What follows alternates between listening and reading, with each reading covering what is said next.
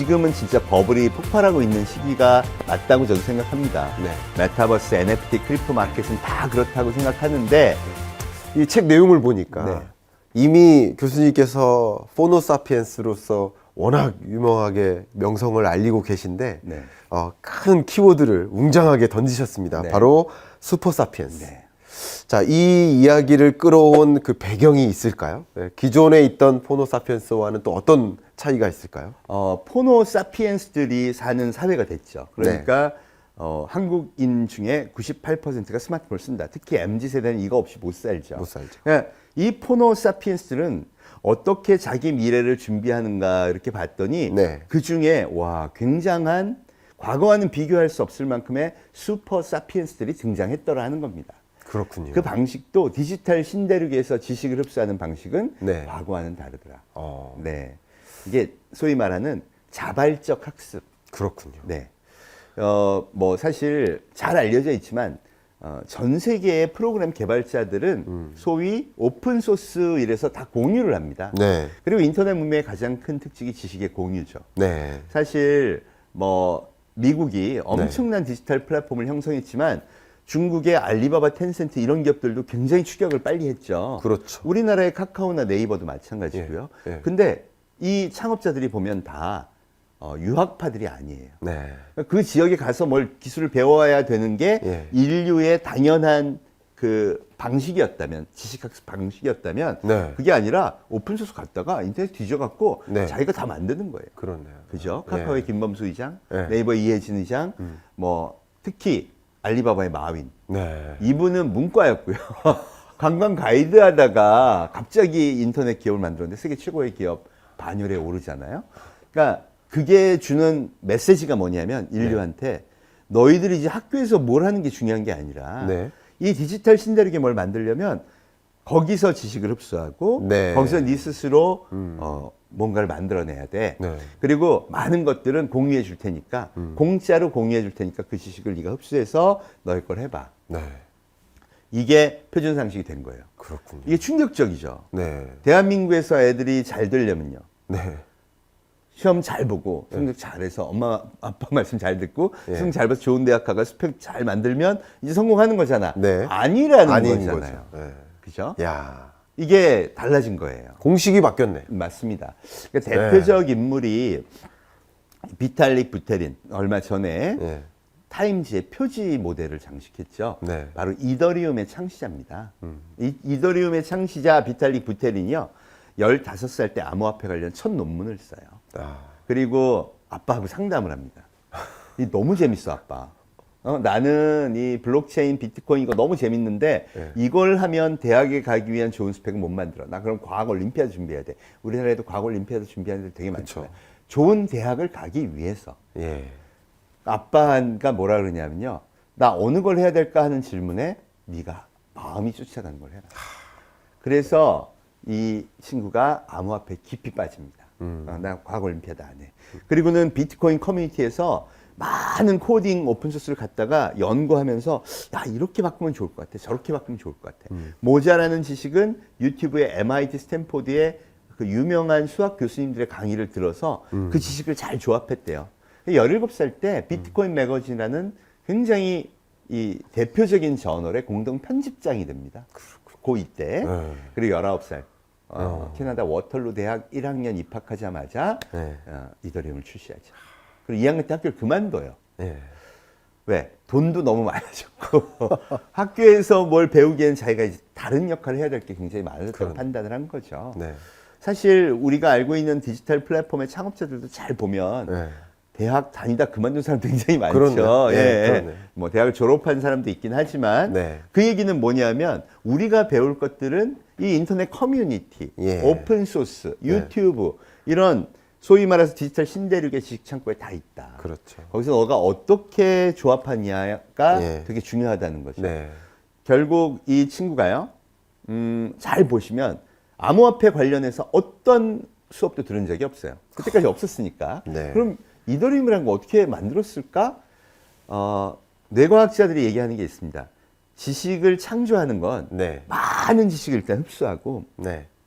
그걸 생각을 통해서 편집하는 과정에서 창조적인 아이디어가 나온다. 그러니까 이 친구는 그 암호화폐 관련 많은 지식을 커뮤니티를 통해 흡수하고 유튜브를 통해 흡수한 다음 그걸 편집해서 이더리움을 만든 거예요. 그렇군요. 이더리움의 지금 시가총액이 442조라고 합니다.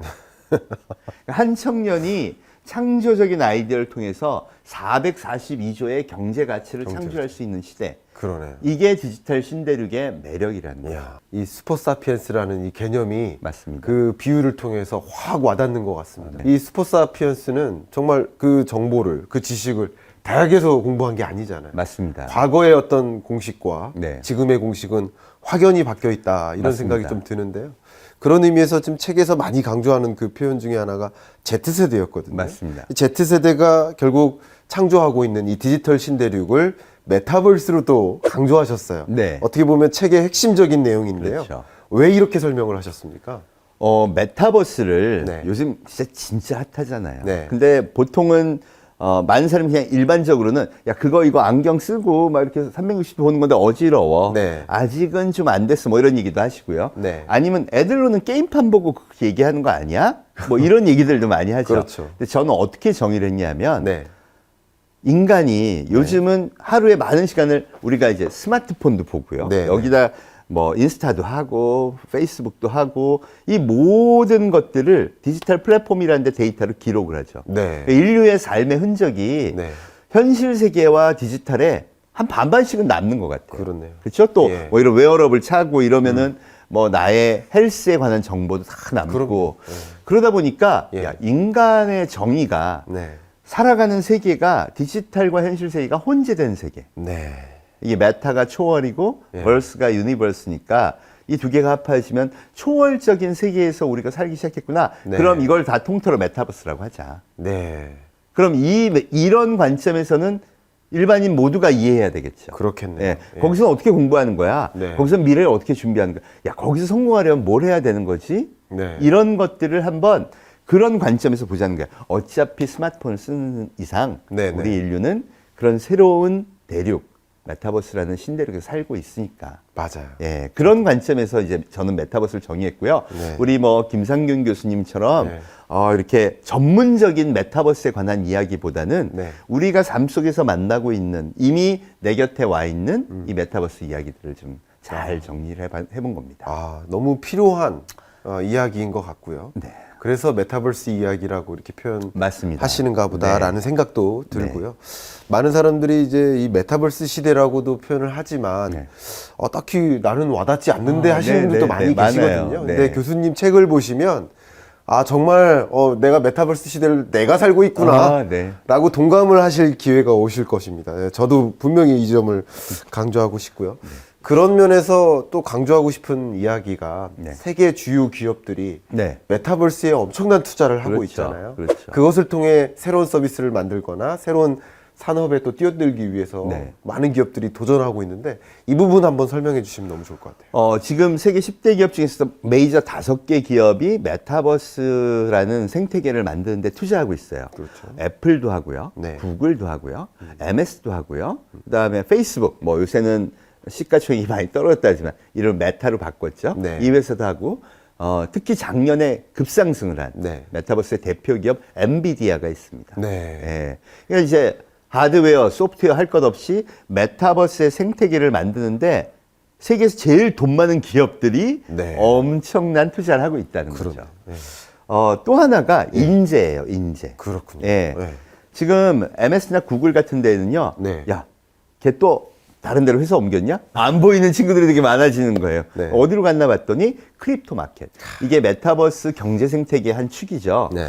왜 글로 가나 봤더니 거기에 이제 기회가 있다고 이미 판단을 한 거예요. 예. 생각해 보면 예. 이 메타버스 생태계라는 거는 아예 새로운 세상 하나를 만들어서 경제 생태계를 현실 세계와 거의 견줄 만한 걸 하나 만들겠다. 네. 이런 관점에서 지금 어프로치 하고 있는 그렇죠. 거거든요. 예. 그러니까 그런 기회가 온다 그러면 이 똑똑한 친구들이 야, 네. 나 거기 가서 할 거야 라고 네. 하는 게 당연하죠. 이런 현상이 언제 있었느냐. MS 구글의 그 맹주들이잖아요. 그렇죠. 이 인재들이 한번 빠져나갔을 때가 2010년 언저리라고 합니다. 뭐 유튜브 성장하고 뭐 넷플릭스 막 뜨고 이럴 때 자기들이 스타트업에 참여해서 굉장한 기회들을 잡았었는데 그게 다시 한번 온다고 하는 거예요. 그러네요. 자, 그럼 세계 최고의 인재들이 뛰어들고요. 네. 엄청난 자본이 투입되면 네. 거기 산업계가 형성이 되겠죠. 네. 더군다나 거기 투입되는 자본과 인재들은 대부분 디지털 전문가들이고 전문 펀드들이고 네. 그렇다 그러면 이게 앞으로는 아주 빠르게 성장할 가능성이 크다는 겁니다. 과거 10년의 데이터를 특히 이 세계 5대 기업은 다 보고 있잖아요. 네. 야, 이 정도면 메타버스 사용자가 이 정도다 빅데이터 분석을 통해서 새로운 신경제 생태계를 만들 수 있겠구나 판단이 내린 게 아닌가. 네. 그러면은 우리도 배워야죠. 그렇겠네요. 예. 배우지 않으면 안 되겠네요. 우리가 옛날 그런 생각. 제가 이런 생각 많이 해봐요. 네. 야, 유튜브 저게 무슨 방송을 대체하겠어? 네. 야, 넷플릭스 저걸 몇 명이나 보겠어? 네. 이런 얘기 많이 했었잖아요. 네. 근데 완전히 달라졌죠. 달라졌죠. 이번에는 그러지 말자는 겁니다. 아, 너무 좋은 말씀이에요. 이번에는 그러지 말자. 네. 이게 핵심 언어가 아닌가, 오늘의 네. 핵심 표현이 아닌가 그런 생각을 해보는데 지금 교수님께서 말씀하신 것처럼 기업들이 메타버스를 투자하지 않는 기업이 거의 없다 이렇게 보시면 좋겠고요. 심지어 지금은 약간 프론트 오피스 관점에서 기업들이 이제 소비자와 만나는 그런 접점에서 메타버스를 많이 도입한다라는 말씀하셨는데 심지어 그게 아니고 백오피스 영역에서도조차 맞아요. 기업들이 자기 직원들 교육시키는데도 그리고 안전교육 시키는데도 또 출근하는데 어차피 우리 출근하면 하루 종일 모니터 보고 있는 거 아닙니까? 근데 왜 출근합니까? 하면서 인재들이 많은 디지털 인재들이 재택근무 특히 이제 이런 스페셜과 같은 이런 비대면 메타버스 플랫폼을 도입하지 않은 기업은 그냥 입사하고 싶지 않은 거예요. 그렇죠. 그러니까 그런 기업 입장에서는 그런 인재들을 확보하기 위해서라도 이런 백오피스 여러 방면에 걸쳐서 맞습니다. 또 이런 메타버스 세상을 열어가고 있는 모습 여러분들도 이런 흐름을 이 책을 통해서 잘 지켜보실 수 있지 않을까 생각이 됩니다. 제가 이 책인싸 2편에서 꼭 강조하는 공통 질문이 있습니다. 네. 바로 날카로운 질문 시간입니다. 아, 네. 자, 좀 땀 좀 흘려주셨으면 아, 네. 좋겠는데 어떠실지 찔릴 모르겠습니다. 것 같네요. 네. 아마도 많은 분들께서 이미 질문을 해 오셨을 거라고도 생각이 되고요. 또 여러분들이 또 오해하실 수도 있는 건데 우리 기계공학과 네. 또 이 말 그대로의 그냥 공학과도 아니고 기계공학과 공학자시잖아요. 네. 딱딱한 공학과. 이 공학자신데 어떻게 이렇게 사회, 문명, 뭐 혹은 마케팅, 경영 전략적인 이런 이야기를 계속 강조하고 계신지 그래서 그런 책을 정말 읽어도 되는 것인지 분명히 의문들을 갖고 계시기도 할 겁니다. 네. 말씀 한번 해주시겠습니까? 저는요, 원래 미래 제품, 미래 새로 나올 비즈니스 모델, 네. 이런 거에 굉장히 관심이 많았어요. 네. 그 관심을 갖게 된 건 기계공학을 했지만, 네.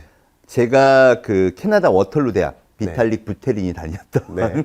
그 대학에 갔을 때요, 인터넷 열풍이었어요. 그렇죠. 그래서 저는 마치 개발자 사실 제가 한국에 있을 때 키스트에서 한 2년간 개발자로 뭐 프로그램도 개발하고 그랬었거든요. 네.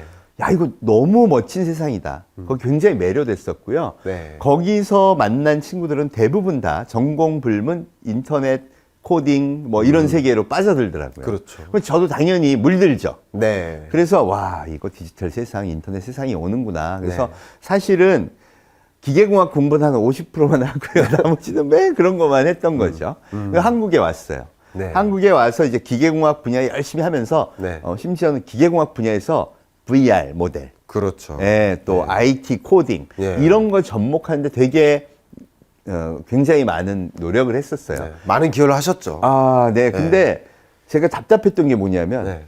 기계공학의 분야분들이 대부분 그딴 거 하지 말고 공부나 열심히 해. 그러시더라고요. 그래서 이건 좀 그러면서 사실은 제 주류 공부보다는 다른 것과 융합하는 거. 디자인과 융합하는 거, 심리학과 융합하는 거 이런 거에 굉장히 관심을 갖는데요. 예. 마침 삼성전자 연구소에서 예. 저한테 굉장히 재밌는 과제를 줬습니다. 과제, 예. 예. 제 얘기를 딱 듣더니 그럼 한번 해보시죠. 네. 5에서 10년 후에 미래 제품 디자인. 이거 진짜 모든 사람이 꿈꾸는 과제 아닌가요? 막 과제비가 많고 이런 건 아니었지만 그러면서 결과물은 뭐 우리가 엔지니어링 프로젝트는 수치를 해야 되잖아요. 그렇죠. 그게 아니라 하루 일상의 시나리오를 써오면 되는 거였어요. 이야. 그래서 디자이너, 뭐 건축가, 아티스트, 뭐 유니버설 디자인 하시는 분, 심리학 하시는 분, 진화론 하시는 분 다 인터뷰를 해갖고 네. 과연 미래가 어떻게 될 건가? 네. 그 프로젝션을 해보고 어. 그 사회에선 사람이 하루 생활을 어떻게 할 거냐 거기서 이 서비스를 도출하는 그런 과제를 무려 3번에 걸쳐서 했습니다. 네. 근데 그때가 마침 아이폰이 막 출시되는 시기였어요. 그러니까 많은 사람들이 아이폰이 절대 노키아를 이길 수 없다 그랬잖아요.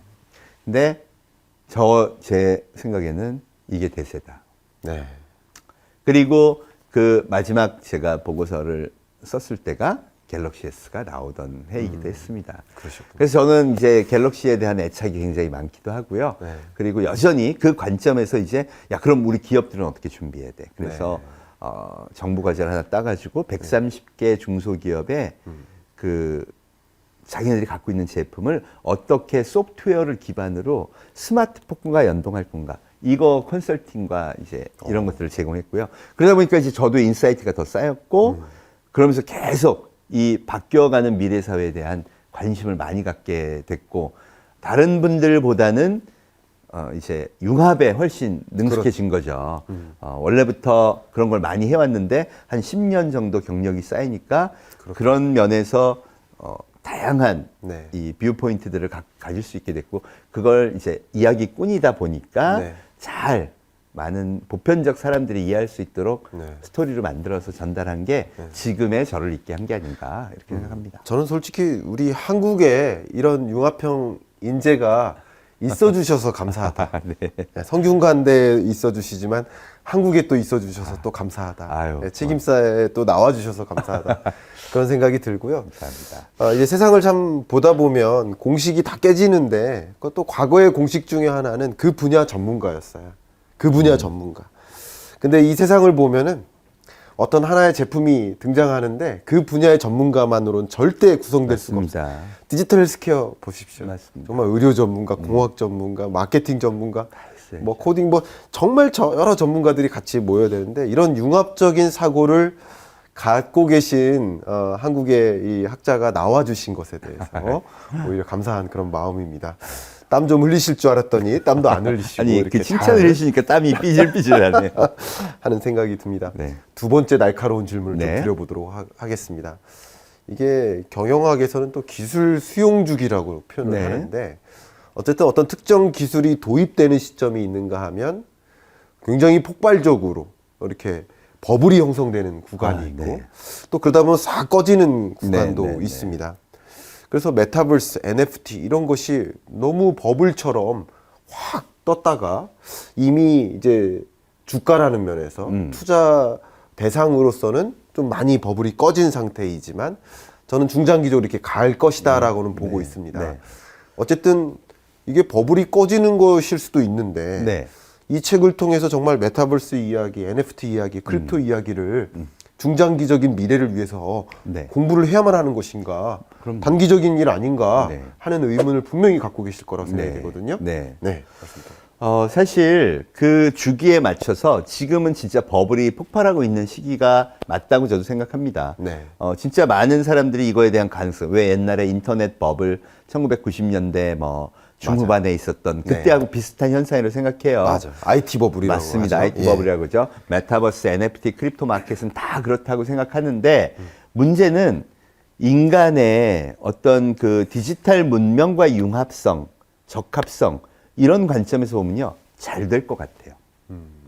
그런 증거들이 너무 많기 때문에 야 그럼 앞으로 이거는 특히 MZ 세대가 이 주류가 되는 디지털 문명을 주류로 하는 세대가 대거 등장하게 된다면 훨씬 더 강력하게 정착할 가능성이 크다는 겁니다. 그냥 앞으로 10년이 지나면요. 디지털 잘 모르는 사람들은 좀 많이 없어지고 네. 디지털 잘하는 또 10년의 신세대들이 올라올 거 아니에요. 그렇겠네. 그럼 완전히 달라지겠죠. Z세대의 후배 세대. 맞습니다. 네. 그러면 더군다나 그런 제가 아까 말씀했던 슈퍼 사피엔스들이 또 많아질 거고 그렇겠네. 그런 친구들이 막 여러 가지 프로젝트를 하면서 네. 이들의 열광적인 호응을 얻어낸다면 이 마켓은 그런 관점, 인류 발전상의 관점에서 본다 그러면 네. 절대 죽지 않을 마켓이라는 거죠. 우리가 대부분 이 영상을 보고 계시는 우리 교수님 포함해서 저도 아날로그 세상에서 태어났지만 디지털 세상에 익숙해진 것처럼, 이걸 선택한 것처럼, 또 이미 디지털 세상에서 태어났지만 나중에 메타버스를 경험한 Z세대처럼, 또 Z세대의 후배 세대는 그렇죠. 이미 메타버스 세상에서 태어났는데 그것이 또 다른 변화 속으로 전개되는 그런 것들, 어떻게 보면 인류의 진화론적 관점에서 맞습니다. 그걸 선택하는 게 아닐까. 맞습니다. 아까 제가 혁신정이라는 표현을 썼는데, 처음에 인터넷 뱅킹이라는 게 도입될 때 사람들이 이걸 저항했어요. 그렇죠. 나는 통장에 찍어보지 않고는 입금됐다는 걸 인정할 수 없어. 맞아요. 이렇게 하다가 이제 인터넷 뱅킹이 너무나 익숙해지고 그게 아니면 더 힘든 거야. 더 불편한 거야. 그렇죠. 어쩌면 코로나19 상황에도 비대면 수업을 하면서 처음엔 정말 싫었잖아요. 그렇죠. 교수님들이 막 울고 그러셨어. 2시간 녹화했는데 날라갔어 하면서. 맞아요. 근데 지금은 비대면 수업으로 다시 가고 싶은 거예요. 그렇죠. 그렇죠? 그런 것들이 어떻게 보면 이렇게 새로 변화하는 뉴노멀을 사람이 유리하다고 생각하면 채택해 나가는 과정. 그렇습니다. 그런 게 아닐까. 맞습니다. 그래서 지금 말씀하신 그런 신대륙적인 것들이 인류가 계속 채택해 나가면서 그쪽으로 갈 수밖에 없는 것이 아닐까. 장기적으로 그 변화하는 흐름을 공부해야만 하지 않을까.